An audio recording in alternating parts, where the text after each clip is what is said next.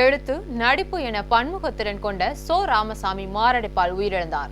இந்த தருணத்தில் அவர் கடந்து வந்த பாதையை தெரிந்து கொள்வோம்.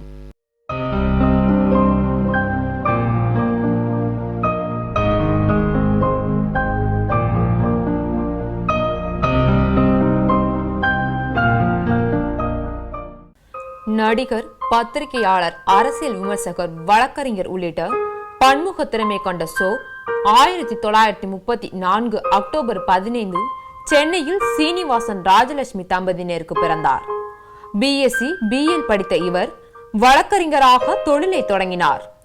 1957 1962 வரை சென்னை உயர்நீதிமன்றத்தில் திறமையான வழக்கறிஞராக பணியாற்றினார். திரைப்படத்துறையில் நாடக நடிகர், காமெடி, குணச்சித்திர நடிகர், இயக்குனர் என பல பிரிவுகளிலும் முத்திரை பதித்துள்ளார். இவருடைய பாத்திரங்களில் நகைச்சுவையுடன் அரசியல் கலந்திருப்பது சுவையானது. கொஞ்சம் கூட வருத்தப்பட மாட்டேன்றியே. நான் எதை நினைச்சப்பா வருத்தப்படுறது? பரீட்சையில ஃபெயில் ஆனத நினைச்சா, இப்படி ஒரு அப்பா இருக்காருன்னு நினைச்சா. 1957 ஆண்டிலேயே நாடகங்களை எழுத தொடங்கினார்.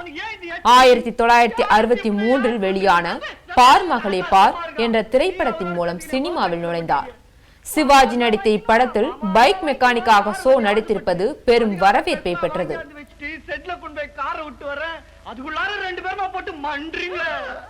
இதன் பின் தேன்மழை, பெற்றால்தான் பிள்ளையா, நான் யார் தெரியுமா, மனம் ஒரு குரங்கு உள்ளிட்ட 120க்கும் மேற்பட்ட படங்களில் நடித்துள்ளார்.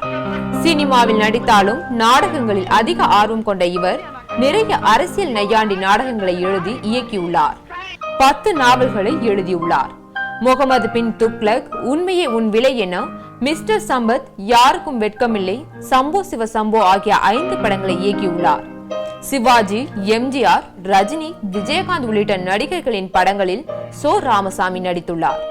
இவர் எப்போதும் நகைச்சுவை உணர்வுடன் பேசுவதில் கை தேர்ந்தவர்.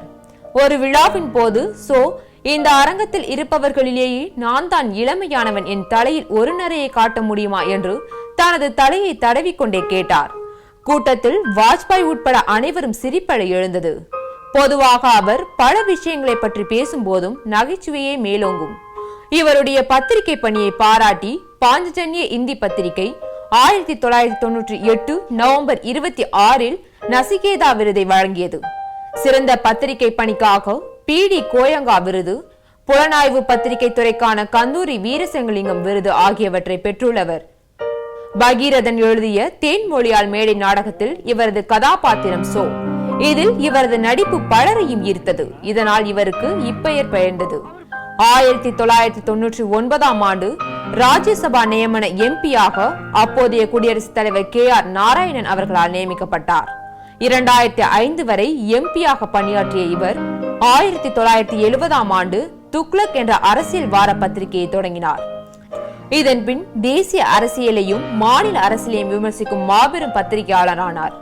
இவரின் அரசியல் நையாண்டி எழுத்துக்கள் பத்திரிகை உலகில் இவருக்கு தனி இடம் வகுத்து தந்தது. அரசியலில் புறையோடியுள்ள குற்ற செயல்கள், ஊழல், பிரிவினைவாதம் ஆகிய நச்சு சக்திகளுக்கு எதிராக போராடியவர்.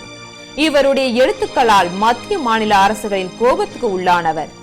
1975 எமர்ஜென்சி அமலான நேரத்தில் அதனை எதிர்த்து குரல் கொடுத்த ஒரு சிலரில் ஒருவரும் இவர்.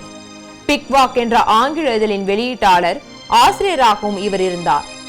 1996 சட்டசபை தேர்தலில் திமுகவுடன் மூப்பனார் தமாகவை கூட்டணி சேர்த்து வெற்றி பெற்றதற்கு பெரும் பங்காற்றினார். அரசியல் விமர்சனங்களையும் தாண்டி திமுக தலைவர் கருணாநிதியுடன் நெருக்கமானவராக திகழ்ந்தார். கன்னட நடிகர் ராஜ்குமாரை சந்தன கடத்தல் வீரப்பன் கடத்திய நிகழ்வில் கருணாநிதியின் நடவடிக்கையால் அதிருப்தி அடைந்த அவர் கருணாநிதியை விட்டு பிரிந்தார். அதேபோல் 2011 சட்டசபை தேர்தலில் அதிமுகவுக்கு ஆதரவு தெரிவித்தார். தனது பத்திரிகை மூலம் JP Kripalani, Indira, Karunanidhi, Charan Singh, Kamaraj, Morarji Desai, Chandrasekhar, Moopanar, MGR, Jayalalithaa, Ramakrishna Hegde, NT Ramarao, Vajpayee, Advani, Modi உள்ளிட்ட தலைவர்களை பற்றி விமர்சன கட்டுரை எழுதிய தைரியமான பத்திரிகையாளர் சோ என்று சொன்னால் அது மிகையாகாது. செய்திகளுக்காக செய்தியாளர் குழுவுடன் விஷ்ணுபிரியா சந்திரசேகர்.